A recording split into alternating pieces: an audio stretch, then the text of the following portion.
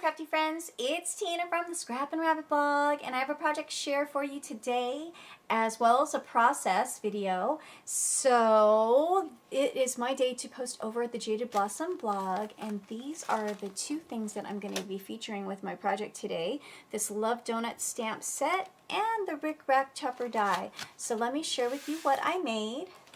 I made a couple toppers for these really cute Krispy Kreme Jelly Belly jelly beans. And I thought that they were so cute, and so I wanted to go ahead and decorate them to give them away, and I have made a couple toppers using the donut set stamp. So I'm going to go ahead and share with you how I put this all together. Really super fun, super easy, and so let's get started.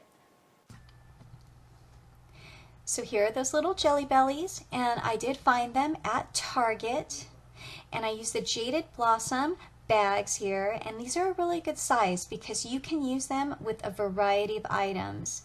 And since the little jelly bellies don't need to use the entire bag, it's an easy fix because I can custom size it just by snipping them with my scissors. Since I know I'm going to be adding a topper, I don't need to use the Ziploc portion.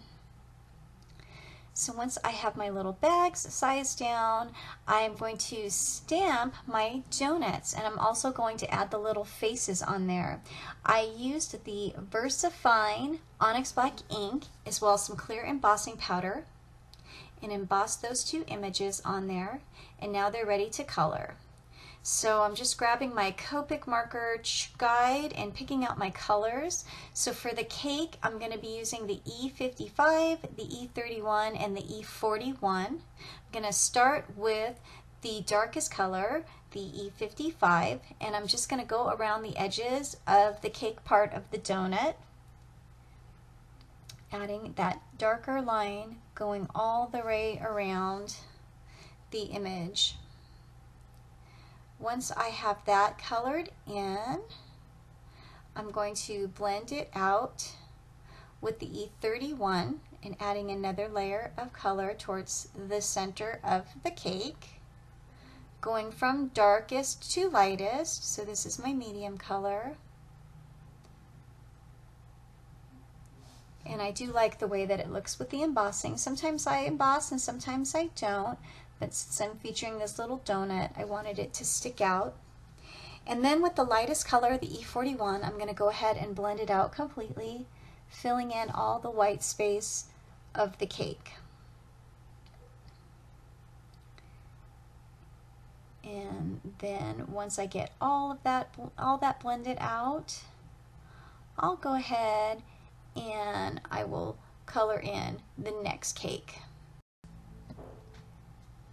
So going again with the darkest first, doing the outline around the edge of the cake.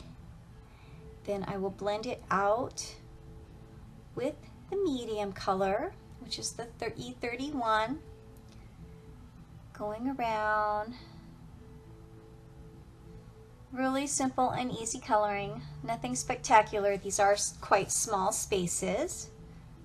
And then finally blending it out with my lightest color, the E41, covering up all the white and just going around the sides.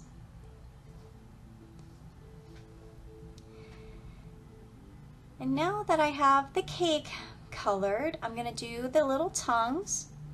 So I'm using the R17, and then I'm just going to blend it out with the R14.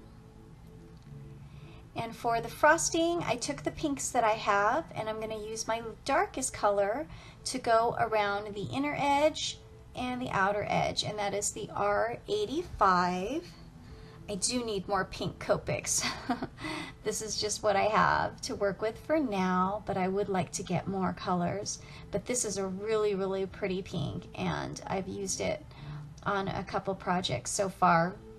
So the next color that I have is an RV11, which is my second darkest, and I'm just going to blend out the harshness of the darker color, and following along the same lines as I did the cake, I'm going to go darkest to lightest, and I'm going to start around the outside edges of the frosting and then from the donut center as well, going the darkest to the lightest and just blending that out. And then for my medium color, it is the R81, and so I'm going to generously put that pink coating on there because I know that that's going to be probably the dominant color of my donut, that one with the lightest color. And so I'm just blending those out, coloring over all of the dark edges as well.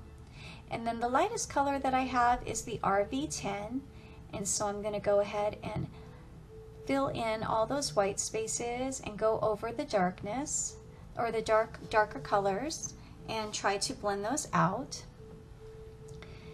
A lot of times with the Copics, I like to do a second layer of color, especially if I want it to be a little bit darker. So that's exactly what I'm going to do. I'm going to go ahead and repeat using the darkest, and this time I won't blend out that dark color. I will leave it there, but I will add that second color right along the edges. And sometimes the Copic will start to fill, and luckily it didn't do a little, I caught it before it added a drop on my paper and then I just blotted it on some scratch paper. So if you see the tip of your Copic getting really, really wet, you want to lift it off of your project immediately because it's about to add a nice drop of color where you don't want it. So now I'm blending it all out, the RV10, and then now that gives me a more rich color, and then I still have those darker edges. And I'm going to add some RB13 for the cheeks, and then I'm going to go ahead and clean it up using my colorless blender. For the chocolates, I'm going to start out with the E59, and that's going to be my outer edge color, just like I did with the pink donuts. I'm going to use 4 colors as well. And so this being my darkest, I'm going to work it around the outside of the frosting and again on the edge of the donut hole. And then I will take my next darkest color, the E27, and blend that out just a little bit, adding another shade of the dark brown to the inner edge as well. And once I have that, I'm going to go to the R25, and then I'm going to be more generous with this color, blending out some of those harsher lines, filling it all in. And so my daughter likes the pink frosting, and of course my son is like me and he likes the chocolate, and so I'm coloring it to their liking. And then once I have that done, I'm going to go in with my lightest shade, the E23, and fill all that in. And again, once I have that, I'm going to add a second layer of color to give it some more depth and have the colors pop a little bit more. I just love those kawaii faces. And that chocolate donut, that frosting is looking really good to me right now. It's been quite a week. My son turned 16. My daughter graduated from high school. I just finished grading 30 research papers. And so now I'm spending some time in my craft room editing this video that I made a while back, trying to remember what I did here. And so I'm going over the outer edges. And again, I'm going to take that next color, the 27 I believe, and go along the edges there. I'm not going to be blending out the darkness, I'm just going to be adding it so that it pops a little bit more. And then again with the 25.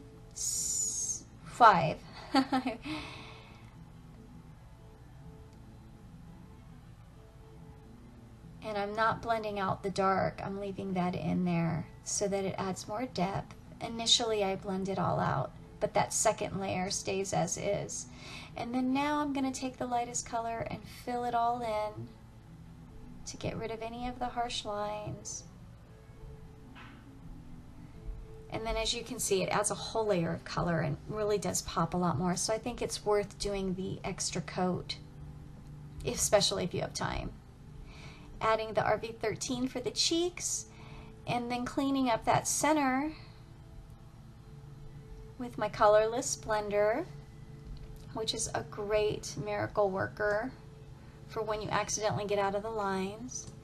And now I'm going to get my X-Acto knife, and I'm just going to cut a cross into the center because I do want to cut out the center as well as the outside of the donut. And so I'm going to fussy cut since these are the only two things that I have to cut. And sometimes it's quicker to just fussy cut if you're not doing a lot of cuts. So once I have the outer edge cut, I'm going to go ahead and fussy cut out the center. And I will do that with the pink frosted donut as well. Now that I have both of my donuts cut out, I'm going to go ahead and figure out how it's going to lay on my project. So the Rick Rock Topper die is one of my favorites, and I'm going to coordinate the colors with the box of the jelly beans. I have this polka dotted doodlebug paper which matches the green and white polka dots on the box. And so I'm going to cut the topper out with the Krispy Kreme colors, and then I'm going to use this little flag banner for a sentiment, and the sentiment I'm choosing is the I love you more than donuts. And so once I have those banners cut out, I'm going to stamp and emboss in white embossing paper, embossing powder, excuse me, on the banner, and then now I'm figuring out how I'm going to lay it all out. I did want to add a heart because I didn't like the little space in the right corner, and so I wanted to fill it up with something, and so I used some glitter paper, glitter cardstock to make it pop. I chose pink for the pink donut and the red to coordinate with the chocolate donut. I'm going to use my ATG gun to add some adhesive to the layers, and as I figure out how I'm going to layer it down, I'm going to go ahead and trim that banner down so that it fits on there nicely.